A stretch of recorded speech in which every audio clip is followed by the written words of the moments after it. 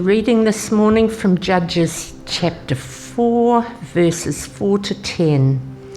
Deborah, a prophetess, the wife of Lapidoth, was leading Israel at that time. She held court under a palm tree, under the palm of Deborah, between Ramah and Bethel, in the hill country of Ephraim. And the Israelites came to her to have their disputes decided.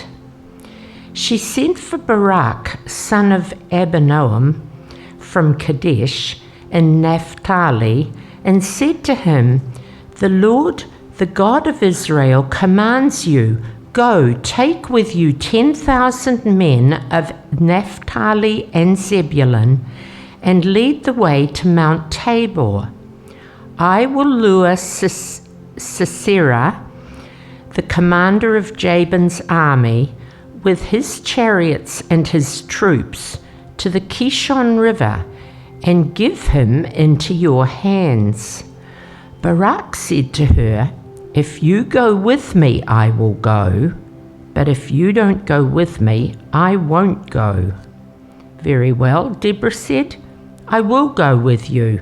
But because of the way you are going about this, the honor will not be yours, for the Lord will hand Sisera over to a woman." So Deborah went with Barak to Kadesh, where he summoned Zebulun and Naphtali. 10,000 men followed him, and Deborah also went with him. I'd love to read the whole chapter. It's a wild one. Now, we're going to finish up this series on Judges. We've been working through it for a little while now. And if you can go all the way back to the beginning, which was probably about 6 weeks ago, I think, I said this book of Judges was kind of important because it highlighted the importance of one specific value. And do you remember what that value was? Rhymes with rope. There we go. Yeah. Oh, you guys are fantastic. Yeah. That's right. Even in the darkest times, it doesn't matter who we are. It doesn't matter whether we're good or bad. It doesn't matter if we're rich or poor or powerful or weak. It doesn't matter whether we come from high status or low status. We can always find hope in God. We're valued because we're His children. He loves us and He's got a calling for each one of our lives. And the book of Judges was written with this in mind. It was written to offer people hope. And as you know, it was written in a very dark time in the history of Israel to show the people that, hey, even though things look really bleak, God is still working behind the scenes. Even when the people continually defied God. And we see this happening right through the book, don't we? There's these regular recurring patterns of behaviour for all of the people of Israel. It starts off with, first of all, they get comfortable in the land, things are good, they're happy, hey, everything's good. And second, once that happens, what happens next? They start to forget about God, don't they? Because things are good, we don't need Him that much, we're going okay. And then, of course, after that, the third phase is they start to worship other gods instead. And inevitably after that, some of the surrounding nations start to move in, they start to oppress the peoples, and all of a sudden the people realise, oh, hang on, things aren't good anymore. Oops, we've gone off track a bit, don't we? So what do? They turn to God and go, "God, we're sorry, we're suffering the consequences of our behaviour, please come and deliver us." And this is where the judges come in, because God raised up specific judges to lead the people to victory. And we see this pattern continuing through the book of Judges. And by most of these accounts, most of these accounts I should say, these judges all have something in common. They are men of war. They're warlords. As I said, it was a pretty brutal period. So the people who rose to power were normally the people who knew one end of the sword from the other. You know, the pointy end was to stabbing people. However, as we come to the end of this series, I want to look at two judges who are a little bit different than all of the rest. Okay, and these two judges that we're looking at, they weren't battle-hardened war veterans like the others we've looked at. They didn't have armies to command. Instead, these two judges were outsiders. They were actually people who theoretically should have had very little influence within their societies. They were the kind of small things, if you like, or small people. They should have been small, closer to the bottom of the totem pole than the top. But yet, despite their lack of standing in society, these two people were people that God chose to use as leaders in Israel. Now, why is that? Well, I suspect it was because they were fully reliant on God's ability to rescue them. And I think that's a great cause for us to have hope in as well. Yeah. So, because and why is that? Because I think those two, of all the judges we've looked at, these two are the ones that we probably can relate to the most. They're reliant on God to rescue them. And so who am I talking about? Well, first of all, the one we've already read about, had read to us, was Deborah the Prophetess. And we read about her in Judges chapter 4 and 5. And the second is someone called Samuel. And Samuel's quite notable in the Bible because he's got two books written about him, Samuel 1 and Samuel 2. But you don't often think about Samuel as a judge because he's not in the book of Judges. He's actually after the book of Judges. He's the last of the judges. And so what's so different then about Samuel and Deborah? Well, first of all, I guess the first thing about Deborah is what? She's a woman in a man's world. And Jewish tradition was, and to a large degree still is, very patriarchal. Not just a little bit, like very. And Deborah was only one of 4 recorded prophetesses in the Old Testament. Does anyone know any of the others? Anna? Anna was in the New Testament. Good. Yeah, but so there's Miriam, who is Moses' sister. There was Isaiah's wife, who was recognized as a prophetess. And there was also Huldah in the time of Josiah in 2 Kings. Now, that's not to say that there weren't any other prophetesses in the history of Israel. Only at the time, they weren't as common as men. So right from the outset, we've got Deborah there in the time of Judges, and Deborah, she's different than the rest. She starts off as an outsider. But the thing is, when God decides to choose someone, it's really hard to argue with him, isn't it? It's like, he's quite, and God used Deborah in a really significant way. We read in Judges 4:4 that Deborah was leading Israel at the time. She held court under the palm tree, Deborah's palm tree between Ramah and Bethel, and the Israelites went up to her to have their disputes decided. Now, people realised that Deborah was the person that God worked through, to the extent that she was recognised as Israel's leader. I think that's quite fascinating. And reading between the lines, it seems that she was a person of wisdom and strong prophetic insight because she knew the answers. What she said came to pass. And so word got round, hey, if you've got a problem, that's the one who's going to give you the right answers. And as it said, Deborah held court around about the middle of Israel, just slightly north of Jerusalem.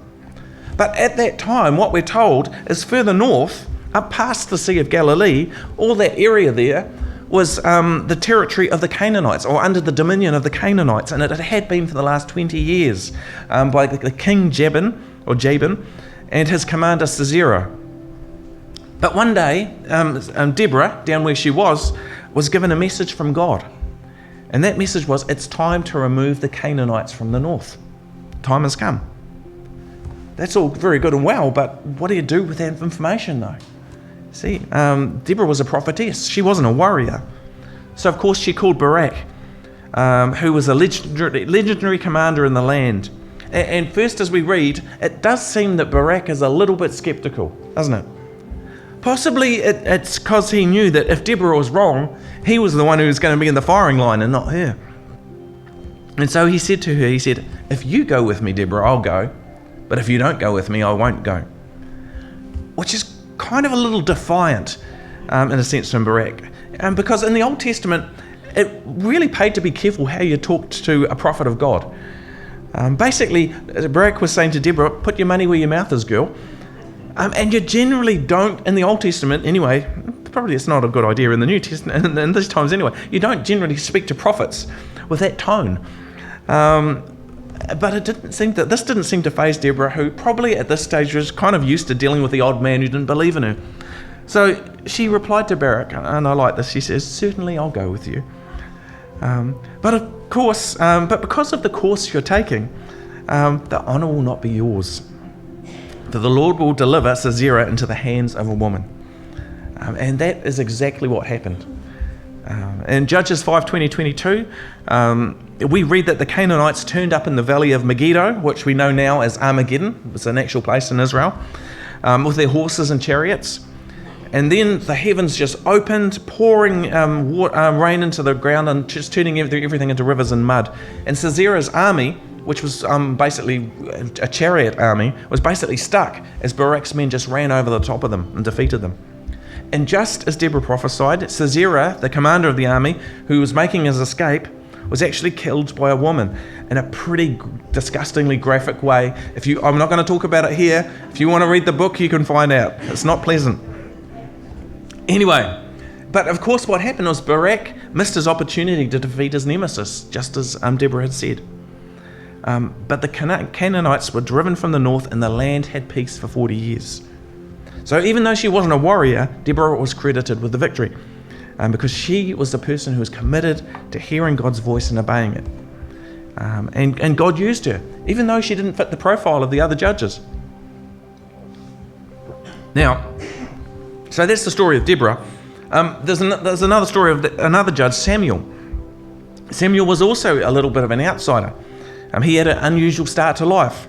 He was born in a Levite family, but he was handed over at the age of 3 by his mother to serve as a servant to the high priest of the tabernacle, which is she would kind of go and visit him once a year. So that's kind of intense. That's even more intense than boarding school, isn't it? From 3 years old. But it was what it was. And so from this young age, Samuel was a servant to Eli, the high priest, and he basically was told to do, what do you do when you're 3 years old anyway? I knew our kids weren't that. Anyway, sadly though, Eli, the high priest, was a high priest who didn't really have a great reputation as far as high priests go. Eli basically allowed his sons to become minor celebrities, and they used their position as deputy high priests to pick up women and to steal the food offered to God. And I don't know about you, but that's not a good. Obviously, I'm pretty sure God wasn't smiling upon that. So with all this going on, anyway, one night, Samuel's trying to get to sleep as a young child, and God speaks to him. At first, it's so clear that Samuel thought it was Eli talking to him. But Eli said, "No, it's not me." He said, "Hey, this must be God speaking to you. So go back to bed, lie down, and if he calls you, say, 'Speak, God, your servant is listening.'" So Samuel did what he was told, and God spoke to him. And this is the first words that God spoke to Samuel. And it's pretty intense. God said to him, he said, "See, I'm about to do something in Israel that will make everybody's ears tingle. At that time, I will speak out against Eli, everything I spoke out against his family from beginning to end. For I told him I would judge his family forever because of the sin he knew about. His sons blasphemed God, and he failed to restrain them. Therefore I swore to the house of Eli, the guilt of Eli's house will never be atoned for by sacrifice or offering." Man, what do you do with that? As a little kid, this is the first word he hears. And it was directed to the person he'd given his lifetime to serve. Even worse than that, very next morning at breakfast time, and I'm presuming he didn't get much sleep after that, very next morning at breakfast time, the very first thing Eli asks was, "What did God say?" And I want to know, word for word, don't leave a single word out. As a young kid, how would you handle that situation? But Samuel decided, he said, "I'll go with the truth." And so he told Eli what he'd heard from God, word for word. And to his credit, Eli said, "Hey, well, he's the Lord. Let him do what's good in his eyes." And sadly, not long after, Eli and his sons died in quick succession, leaving a bit of a leadership gap for the people of Israel. But who stepped into that gap? Samuel. And over time, God raised Samuel up to become a prophetic leader in Israel, much in the same way that Deborah was a prophetic leader. Not by power, but by the prophetic wisdom that God worked through him. And it said of Samuel in 1 Samuel 3:19, and I kind of like the way this is phrased. It says, The Lord was with Samuel and he grew up, as he grew up, and he let none of Samuel's words fall to the ground. Isn't that cool? So God said to Samuel, I've got your back. And much in the same way Deborah did, Samuel became a key leader for the people of Israel because the people knew that God was with him. In fact, Samuel would eventually herald in this new era with the kingdoms of Saul and David. So we've got the story of Saul, we've got the story of Deborah, and how God raised them to greatness. But what is it that we can learn from these two characters? Well, I think there are a few things that we can see in the characters of these two that's important for us to take note of. And the first is that Samuel and Deborah were people of prayer. People didn't rally to them because of their abilities, their strengths in the battlefield. People didn't rally to them because of the rightness of their causes. Instead, they had influence because they had proven over the course of their lives that they were faithful people who heard the words of God. It said of Samuel that all of Israel, from Dan to Bathsheba, recognized that Samuel was attested as a prophet of the Lord. Everybody knew that. In the same way of Deborah, it said everyone went to her to have their disputes decided. Why? Because they knew that she was the one who heard from the Lord. So first of all, they were a people of prayer. But what else? It made me think, what else caused people to recognize God at work in these two outsiders? And one thing that I thought was probably quite helpful in that was it had something to do with the way they lived out their faith and how their faith was marked with confidence and humility together. They were fully committed to God. They had great confidence because they had great confidence in the power of God and His call on their lives. But at the same time, because of the confidence they had in God, they didn't seek to raise themselves up. They didn't feel the need to prove themselves as heroes like we see in some of the other stories of the judges where they needed to prove themselves. Instead, they were comfortable to let God do all the heavy lifting. And so when people recognized God at work in them, it was because God made it known Himself. They didn't need to self-promote themselves. And we see this when Barak challenges Deborah to join him in battle. You know, she doesn't react as Barak probably deserved, telling him that God would smite him for being a jerk. Instead, her response is, hey, if that's what you think, but this is what God's going to do. And in a similar way, we see towards the end of Samuel's life, he finds himself in odds with the leaders of Israel. The leaders had enough of the judges at this time, and they wanted a king like everyone else. And Samuel said to them, guys, this is going to be a mistake because a king will let you down just like everybody else. So Samuel said, the only way through this is actually trusting in God. That's the only safe bet. But the people said they ignored his advice. And they told Samuel to ask God for a king. Of course, Samuel is the judge at the time, so he's obviously not feeling very happy about this. So he goes before God, and God spoke to him and said, listen to all the people are saying to you. Because it's not you that they've rejected, it's me. Warn them, but give them what they want. Well, that's a bit tough, isn't it? And I guess Samuel could have stood his ground against the people because he was the judge at the time. But instead he chose to obey God. Even if that meant appointing a king by the name of Saul, who would make Samuel's last days very difficult, to say the least. But Samuel did this. Why? Because he had a humble heart. And he had a confidence that God was big enough to know what He was doing. See, both Samuel and Deborah trusted more in God's abilities to sort things out than they did their own abilities to sort things out. And as a result of this humility and this confidence, they were able to respond to situations with a graciousness when faced with challenges to their authorities. Because they believed that their job was to be servants and that God would fight their battles. And guess what? God did fight their battles. God worked through this humble confidence, and the people saw this humble confidence at work. And that makes me wonder, when it comes to our nation and our time now, do you think that people recognize Christians as people who walk in humble confidence? Well, that's a bit depressing, isn't it? Yeah. But perhaps let me rephrase that question in a way that's even more challenging then. How often do you think people recognise us by our confident humility? How often do we respond to challenges in our life with a humble confidence that God is in control? Or when we're faced with challenges, do we find ourselves panicking or reacting in our own strength and strategies? We got cunning plans, rather than trusting in God. See, as I said earlier, Deborah and Samuel's lives were marked out first and foremost because they were people of prayer.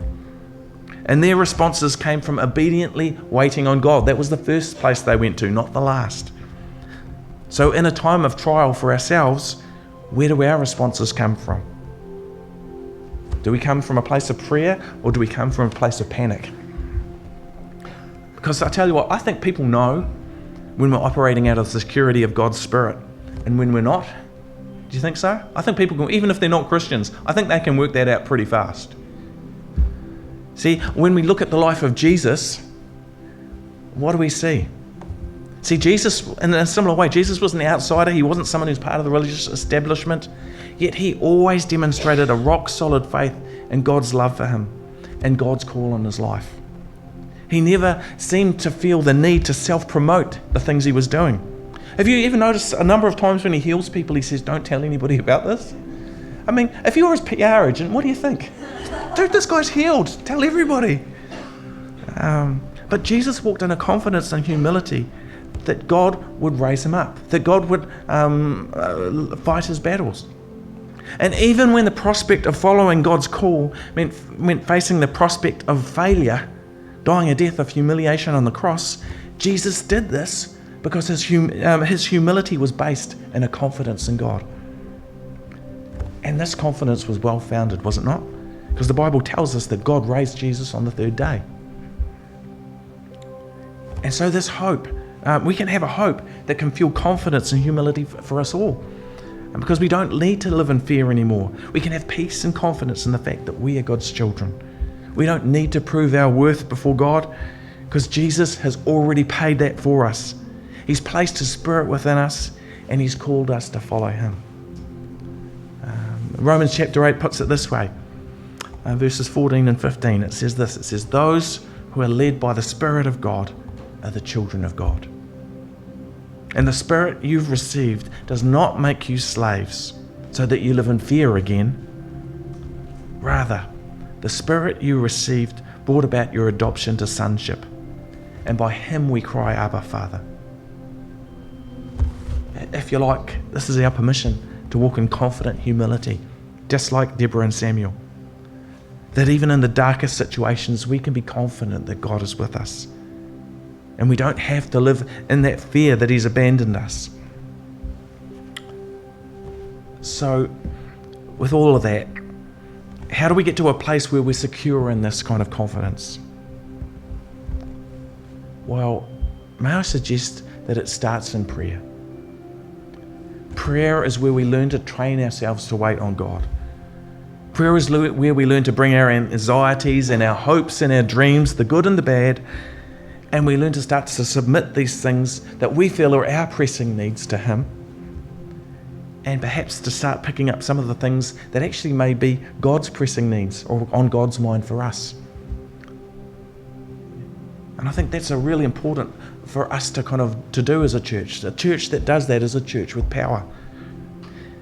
But it's tricky because I think in the busyness of life, as I said at the notice time, prayer can often be a bit of an inconvenience, can't it? We've got so many things to do.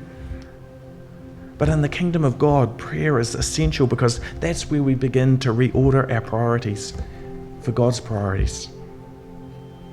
So we can start to walk in confidence and humility that we're in his hands and we're walking in his world as his children. So with that, let's pray. Father, just as we so I've been thinking on the subject, I just keep coming back to the words of Psalm 131. And so, Lord, I'd like to pray this on behalf of us all this morning. Lord, we submit to you. Lord, our hearts are not proud. Lord, our eyes aren't looking arrogantly over others around us. We won't concern ourselves with great matters or things too wonderful for us to understand. But instead we will calm and quiet ourselves before you. Like a young child with its mother, we are content. And as your people, we place our hope in the Lord for now and forevermore. Father, we ask that you would help us to walk in the peace and in the confidence and the humility that we are your children and that we are deeply loved and treasured by you. And knowing this, Lord, help us to live out our lives in ways that are honouring to you.